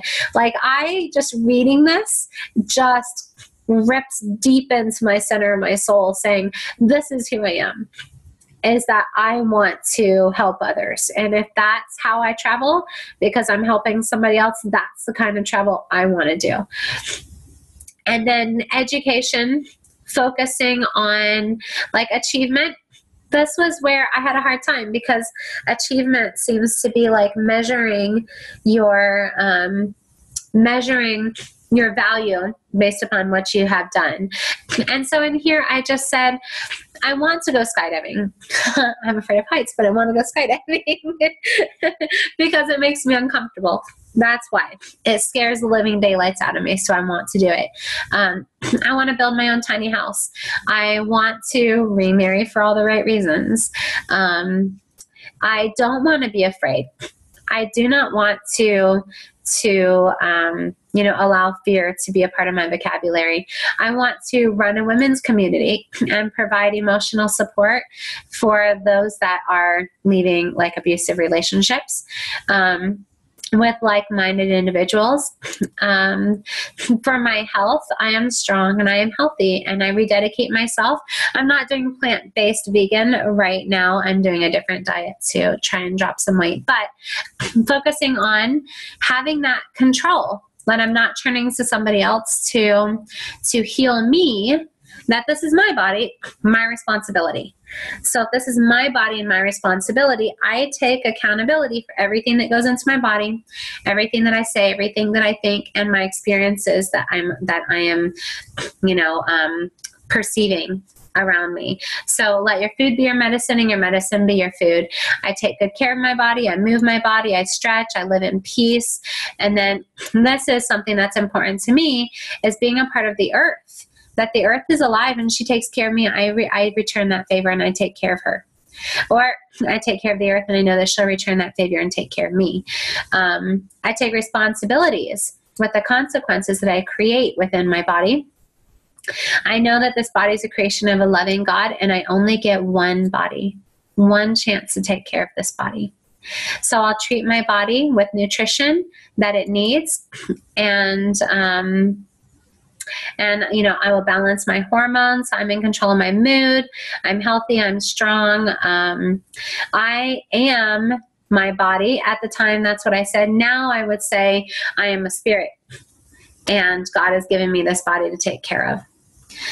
I value the opportunity to be at peace with this miraculous living body. So I'll give you an opportunity. I shouldn't have those comments closed. I should have that open. Anyhow, you're welcome to read through this. I think the love vision and the family vision and the spiritual vision are totally worth reading. Because really, I thought this was a beautiful opportunity to, and this was before I really started developing my gifts as strong as they are right now. So I would love to work on this and recreate a more modern version of this. But anyhow, this is my life vision, and I can say that I'm looking back on it and saying I need to update it, because not only have I achieved everything in here, but I have surpassed it. And I'm ready to create a new goal, a new focus. And that would be my third time going through and rewriting it. So this one's just a couple years old. And I am going to highlight that, and I am going to copy that and put it on our Facebook page. So be sure to check that out. And let me come back to us. There we go, stop share. So I was thinking I wanted to share one more thing with you guys, and I can't remember what that was. I had too many little things that I wanted to bring up. So if it comes to me before I stop, I'll jump in and share that with you. But for all of those that are watching this as a recording, have a wonderful week, and I will see you next week. And I am so proud of you for being here, and just please continue doing the work. And for all of those that are watching live, if you would like to stay and chat and receive any support or advice, please do so.